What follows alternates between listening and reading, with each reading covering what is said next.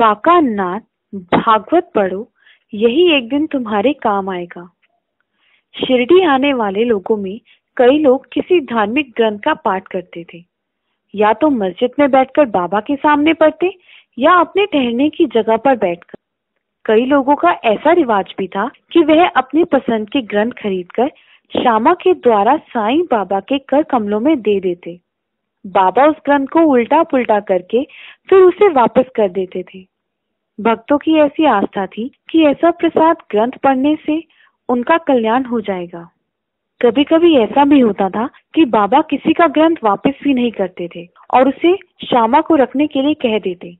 वह एक भक्त ने खरीदा है, ऐसा सोचकर श्यामा यदि उसे लौटाने के लिए बाबा से पूछते तो भी बाबा ग्रंथ नहीं लौटाते थे और यह ग्रंथ तेरे पास ही रहेगा, ऐसा सीधा सा जवाब देते। यानी कौन ग्रंथ पढ़े, क्या पढ़े, ये निर्णय बाबा ही करते थे।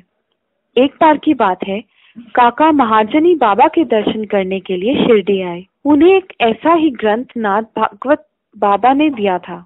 वे उसे हर समय अपने साथ रखते थे और रोजाना पढ़ते थे। जब काका महाजनी शिरडी आए तो श्यामा उनसे मिलने गए और निकलते समय काका से बोले, काका यह भागवत मैं देखकर लौटा देता हूँ, और ग्रंथ को अपने साथ में ले गए। जब श्यामा मस्जिद में गए तो बाबा ने पूछा, श्यामा यह ग्रंथ कौन सा है?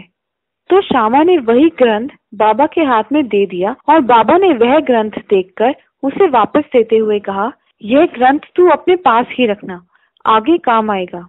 तब श्यामा ने कहा, बाबा यह ग्रंथ तो काका साहब का है, मैं उन्हें इसे वापस लौटाने का वादा करके आया हूँ, यह मैं कैसे रख लूं? बाबा ने कहा, जब मैंने इस ग्रंथ को तुम्हें रखने के लिए कहा है तब यह समझ ले कि यह आगे चलकर तुम्हारे ही काम आने वाला है।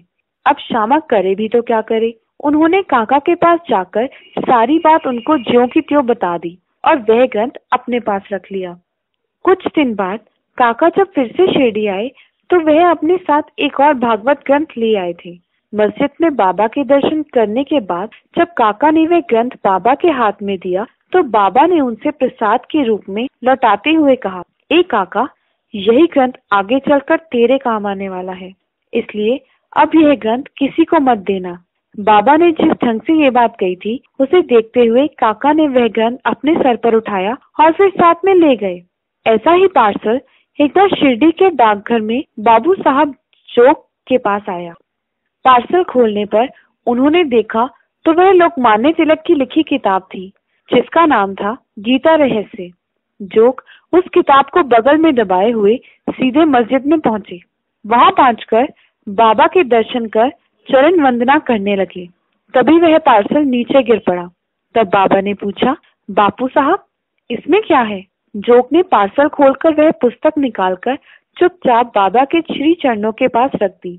बाबा ने उठाकर कुछ देर तक उसके पन्ने उलट पुलट करके देखे और फिर उस पर से 1 रुपया रखकर वह पुस्तक जोग को लौटाते हुए बाबा ने कहा, इस ग्रंथ को तू मन लगाकर पढ़ना, इसी में तेरा कल्याण हो जाएगा। श्री जोग को ऐसा लगा कि यह साईं बाबा ने उन पर बड़ा अनुग्रह किया। फिर वह ग्रंथ को लेकर लौट गए।